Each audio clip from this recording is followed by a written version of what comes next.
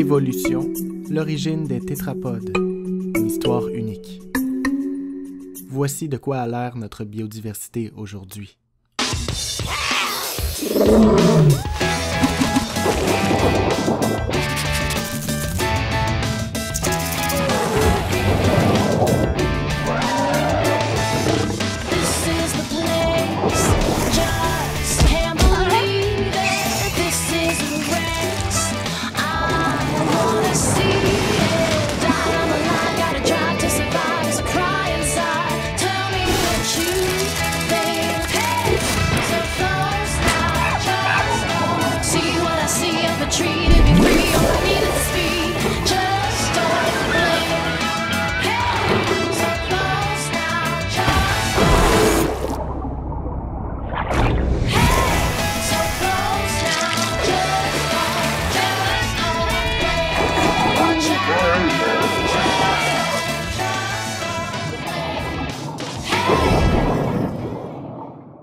Il n'en a pas toujours été ainsi.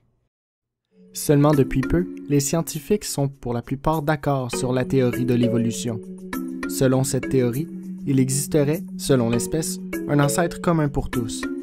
De ce fait, comme l'illustre cette animation, nous descendrions tous d'un ancêtre préhistorique. Évidemment, la plupart des formes de vie que nous voyons dans cette animation n'existeraient plus, mais encore aujourd'hui, des représentants vivants sont étudiés pour expliquer l'évolution. Par exemple, en ordre somme toute chronologique, cet être composé d'une seule cellule, un protozoaire, est un fidèle représentant actuel de formes de vie primitives. Les crevettes et les escargots sont aussi de bons représentants actuels des invertébrés. Ensuite, on retrouve le grand groupe des poissons. Celui-ci aurait divergé, lors de l'évolution, en deux groupes, les actinoptérygiens ou poissons en nageoires rayonnées, représentés par ce discus et par d'autres, et les sarcoptérygiens ou poissons en nageoires charnues, représentés par ce rare sélacanthe. L'apparition d'amphibiens avec la transition que l'on appelle la conquête terrestre a été suivie par l'apparition de reptiles, d'oiseaux et même de mammifères, comme ces chimpanzés ou même comme nous, l'humain, tentant de comprendre tout ce qui se passe autour de nous. Toutefois, l'évolution n'est pas un concept aussi simple qu'une succession d'apparitions. À travers ces successions, on retrouve plusieurs soi-disant étapes de l'évolution, ce que l'on appelle des transitions. Peu de représentants actuels sont des êtres transitionnels entre deux milieux différents, comme l'air et l'eau. On retrouve donc ces formes transitionnelles presque exclusivement à l'état fossile, des restes d'organismes solidifiés et isolés avec le temps. Les fossiles de poissons se retrouvent bien souvent dans des strates de roches sédimentaires, puisque leurs dépouilles se déposent avec la gravité au fond d'un point d'eau, tout comme les sédiments. Plusieurs études permettent donc d'inclure dans les patrons de succession d'espèces les espèces fossiles, créant ainsi ce que l'on appelle la phylogénie du vivant. Pour la transition de l'eau vers la Terre, appelée la conquête terrestre ou l'origine des tétrapodes, l'étude de fossiles devient d'une importance capitale, que ce soit l'étude des nageoires, des pattes ou l'étude de la forme en général. On retrouve maintenant environ 6 espèces transitionnelles liées à la conquête terrestre. Les récentes avancées technologiques nous permettent, entre autres, de remodeler en 3 dimensions les espèces fossiles bien souvent emplacies par la sédimentation. Ceci nous permet de répondre à bien des questions. Par exemple, est-ce que ces espèces pouvaient supporter la force gravitationnelle?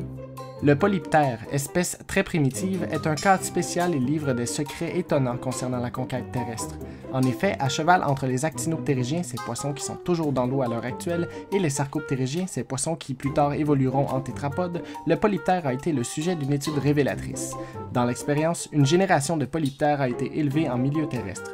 Ces derniers ont donc adapté leur style de marche et leur ossature pour mieux performer dans cet environnement. De plus, les changements suivent exactement ce que révèlent les espèces fossiles, des membres et une ossature forts et robustes. Très récemment, un fossile complet et unique d'Elpistostège watsoni, espèce transitionnelle également reconnue comme le poisson le plus proche parent des tétrapodes, a été découverte à Miguacha en Gaspésie. Le spécimen est à l'étude dans le laboratoire de Richard Cloutier, ici même à Lucar. L'espèce est une pièce importante du grand casse-tête qu'est la problématique de l'origine des tétrapodes.